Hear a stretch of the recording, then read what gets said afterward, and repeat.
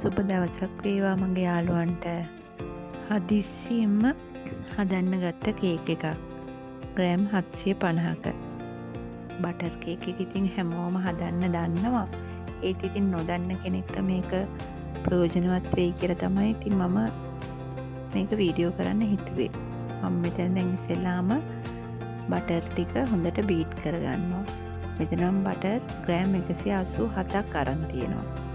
හොඳට මේක බීට් කරාම සීනිත් 187ක් ග්‍රෑම් තියෙනවා.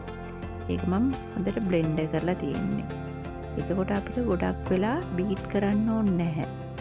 නැත්නම් අර ගොඩක් වෙලා අපි බීට් කරාම කේක් එක අන්තිමට ඔයිල් වගේ වෙනවා. ඔයිල් ගතියකට එන්නේ.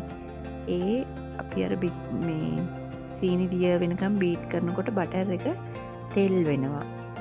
ඉතින් ඔයගොල්ලෝ සීනි කැට වගේ තියෙනවා නම් ග්‍රයින්ඩ් කරලා ගන්න. දැන් මම මෙතන සීනි බටර් හොඳට බීට් කරනවා. ඒ බීට් කරන අතරේ එක එක බිත්තරේ ගානේ දාගන්න.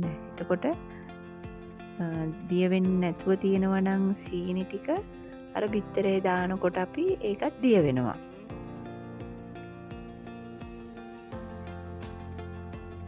ගොඩක් කට්ටිය ඉතින් බටර් කේක් එක හදන්න දන්නවා. ඉතින් පොඩි දරුවොත් බලනවා ඉතින් මේ වීඩියෝ එක. ඒගොල්ලන්ටත් ඉතින් ප්‍රයෝජනවත් වෙයි කියලා තමයි ඉතින් මම මේක දාන්නේ.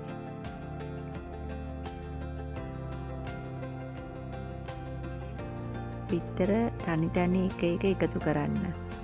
මොකද එකපාරට බිත්තර දැම්මොත් බැරි වෙලා හරි නරක් වෙලා එහෙම එකක් තිබුණොත් ඔක්කොම ටික ඉවරයි. ඒ හින්දා වෙනම තනියෙන් බිත්තරේ කඩලා පොඩ්ඩක් ඒක කොහොමද කියලා බලලා මිශ්‍රණයට එකතු කරන එක තමයි වඩාත් හොඳ. දැන් මම මෙතන පිටි ටිකට බේකින් පවුඩර් දාගන්නවා. බේකින් පවුඩර් මම තේ හැඳි එකමාරක් එකතු කරගෙන තියෙන්නේ. දැන් එක බිත්තරයක් දාලා පිටි ටිකක් දාලා බීට් කරන ගමන් ඔන්න මම අනිත් බිත්තරෙත් දැම්මා. මේක දැන් හොඳින් බීට් කරන්න. සමහර අය නම් පිටි දැම්මට පස්සේ බීට් කරන්නේ නැහැ. අනේ මන් දන්නේ මම නම් ඉතින් බීට් කරනවා. මගේ කේක් හොඳට සොෆ්ට් එකට තියෙනවා. කිසිම ප්‍රශ්නයක් නැහැ.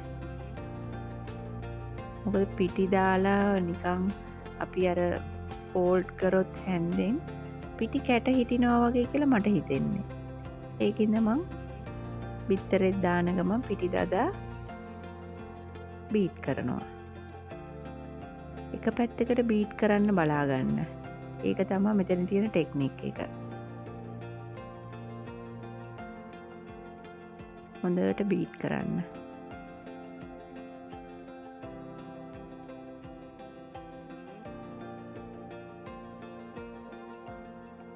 මේ දැන් නිවාඩු කාලෙනේ. ඉතින් අපේ දරුවෝ ගෙදර ඉද්දී එක එක කෑම ඉල්ලනවානේ. ඉතින් ඕගොල්ලන්ට පුළුවන් මේ හවසකට වගේ මේ වගේ පොඩි දෙයක් ඉතින් හදන්න. මම ෆ්‍රෙෂ් මිල්ක් ටිකක් දාගත්තා. ෆ්‍රෙෂ් මිල්ක් එකෙන් පොඩි කිරි රසකුත් එක්ක සොෆ්ට් ගතියක් එනවා. චොකෝ චිප්ස් ටිකකුත් එකතු කරා. මේක මම හදිස්සියේ හදන කේක් එකක් ඇනිවර්සරි එකකට.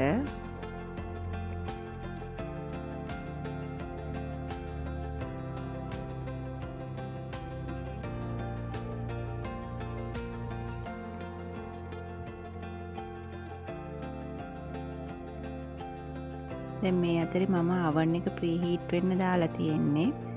මගේ oven එක මම දාන්නේ සෙල්සියස් අංශ 145ට. විනාඩි 45ක් බේක් වෙන්න දානවා. ඒක තමයි මගේ oven එකට මම සෙට් කරගෙන තියෙන උෂ්ණත්වය වෙලාවයි.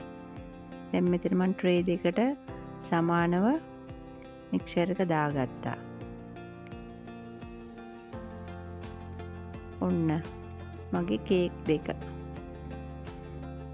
කොහොමද ලස්සන. හරිම සොෆ්ට් එකට තිබ්බා. එක කේක් එක ගන්න ඉතින් අපි ඒ වෙලාවෙම රස බැලුවා.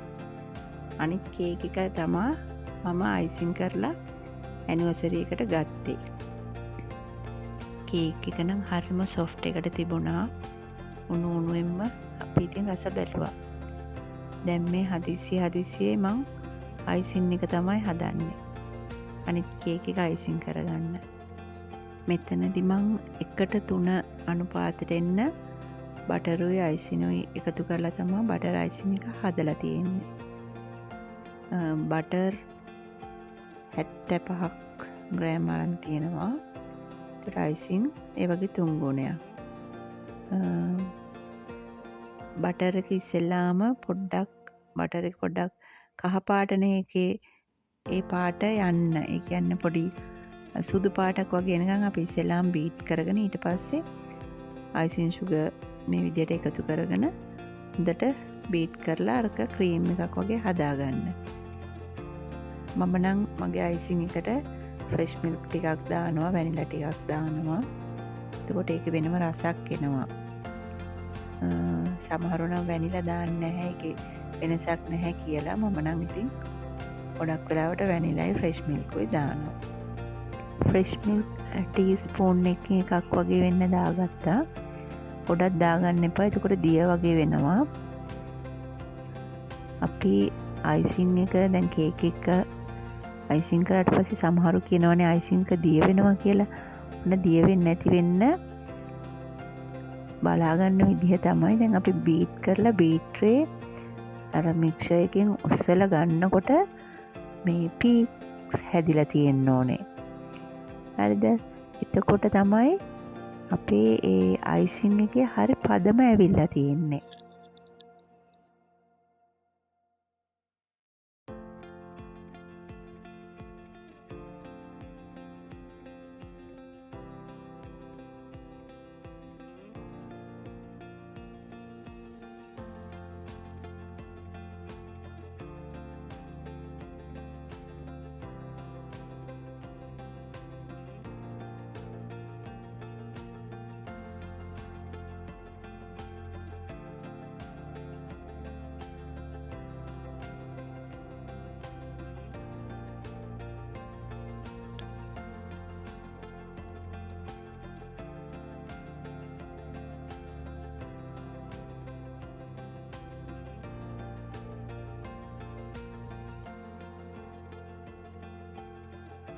බීට්‍රේෙන් උස්සලා බලන්න.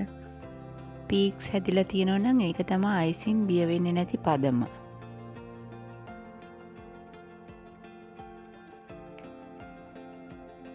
දැන් මම මෙතනදී අයිසින් පොඩක් අයින් කරගත්තා. මට කලරින් පාට දෙකක් විතර ඕන හින්දා දැන් මම මේ කේක් එකේ කලර්ස් ගත්තේ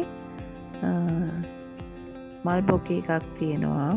අන්න ඒකේ තීම් එකට තමයි යන්නේ කේක් එක. මම මේ මල්බොකේ එකත් පෙන්නන්නම් මෙතනින්.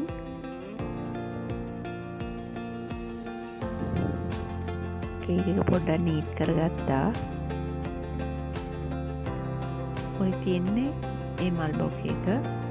ඒ කලර්ස් වලට තමයි මම මේ ග්‍රෑම් 500ක කේක් එක අයිසින් කරන්නේ. මුලින්ම මම ක්‍රම් කෝට් කරගන්නවා. මම වීඩියෝ එක ෆාස්ට් ෆෝවර්ඩ් කරලා තියෙන්නේ. ක්‍රම් කෝට් කරලා ෆ්‍රිජ් එකේ විනාඩි 15ක් විතර තියලා තමයි ගත්තේ.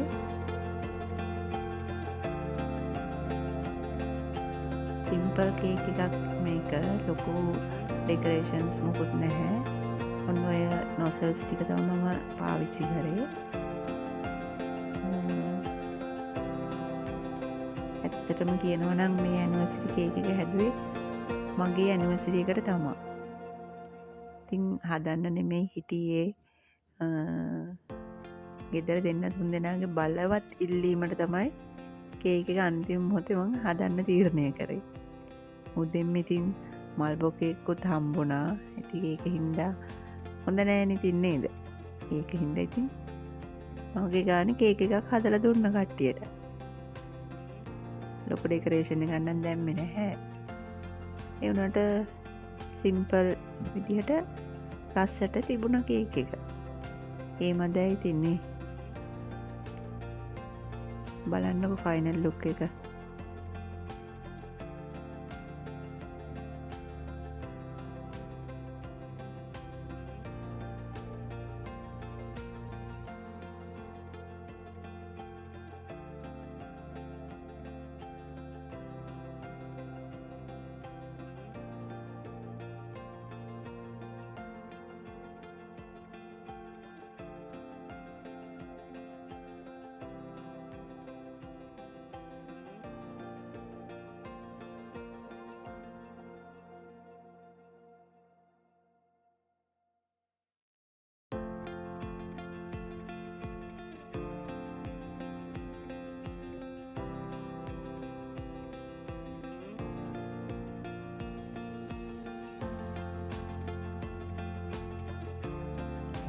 ලොකු ඩෙකරේෂන් නැති සිම්පල් කේක් එකක්. ඉතින් බලන්න ෆයිනල් ලුක් එක කොහොමද කියලා. ලස්සනයි නම් කමෙන්ට් එකක් දාන්න. ඉතින් මං අදට ගිහින් එන්නම්. ආයෙත් දවසක මේ වගේ සිම්පල් වීඩියෝ එකක් අරගෙන එන්නම්. සුබ දවසක් ඔයාලා හැමෝටම.